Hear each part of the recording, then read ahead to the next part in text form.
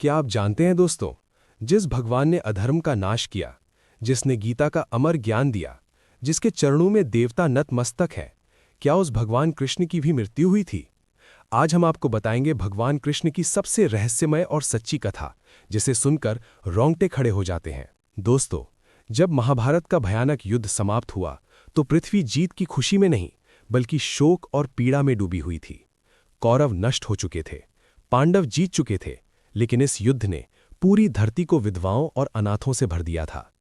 भगवान कृष्ण सब देख रहे थे। वे जानते थे अब उनके अवतार का उद्देश्य धीरे धीरे पूर्ण हो रहा है। दोस्तों, युद्ध के बाद गांधारी अपने पुत्रों की मृत्यु से टूट चुकी थीं। जब उन्होंने कृष्ण को देखा तो क्रोध और पीड़ा में कहा, जिस प्रकार मेरा वंश नष्ट हुआ उसी प्रकार तुम्हारा यादव वंश भी नष्ट होगा। कृष्ण मुस्कुराए, क्योंकि वे जानते थे ये सब लीला का ही हिस्सा है। एक दिन कुछ महर्षि द्वारिका आए। यादवों के युवकों ने मजाक किया। उन्होंने सांबा को स्त्री का वेश पहनाया और ऋषियों से पूछा, बताइए इसके गर्भ से क्या जन्म लेगा? ऋषि क्रोधित हो उठे और बोले, लोहे का मूसल जन्म लेगा जो पूरे यादव वंश का नाश करेगा। यादव डर गए। मूसल को पीसकर समुद्र में फेंक दिया गया। पर दोस्तों, नियति को कोई नहीं बदल सकता। समय आया, प्रभास क्षेत्र में यादव मदिरा पान में डूब गए। झगड़ा हुआ और समुद्र से उगी वही घास हथियार बन गई। कुछ ही समय में पूरा यादव वंश आपस में ही नष्ट हो गया। भगवान कृष्ण मौन रहे, क्योंकि समय पूरा हो चुका था। दोस्तों, जिस स्वर्णिम द्वारिका को देवता भी देखने को तरसते थे, वो नगरी धीरे धीरे समुद्र में समा गई। ये संकेत था अब भगवान कृष्ण अपनी लीला को समेटने वाले हैं। भगवान कृष्ण प्रभास वन में एक पीपल के नीचे ध्यान मग्न होकर विश्राम कर रहे थे। उसी समय वहां आया एक साधारण शिकारी, जरा।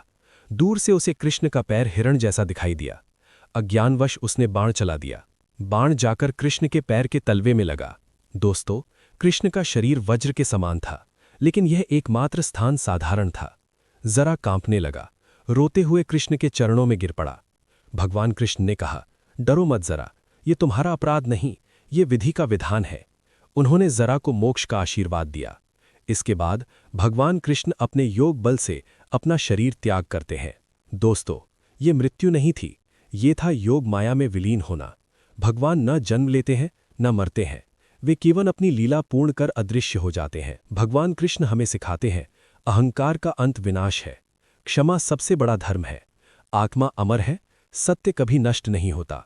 भगवान कृष्ण आज भी जीवित है, गीता में, भक्ति में और हर उस हृदय में जहां धर्म है।